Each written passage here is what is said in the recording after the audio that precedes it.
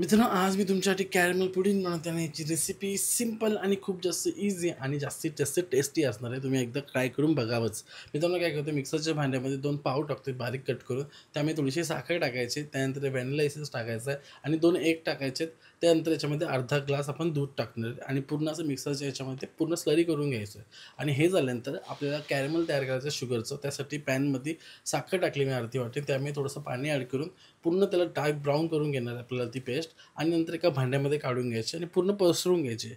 पसरून झाल्यानंतर मित्रांनो, जी स्लरी आपण तयार करायची एगची पावाची ती याच्यामध्ये ॲड करायची आणि घरगुती मी स्टीमर तयार केला त्याच्यामध्ये आपल्याला शिजवायचे. तर मी कढईमध्ये ॲड करते पाणी, एक गाडा ठेवला आहे आणि त्याच्यावरती तो भांडा ठेवायचा आणि झाकण लावून घ्यायचं आहे वरतून. एक 15 ते 20 मिनिटं लो मिडियम फ्लेममध्ये पूर्ण शिजवून घ्यायचं आहे आणि शिजून झाल्यानंतर आपल्याला काय करायचं आहे, थोडंसं ते स्टिक वगैरे टाकून चेक करायचं आहे की ती प्रॉपर झालं आहे की नाही.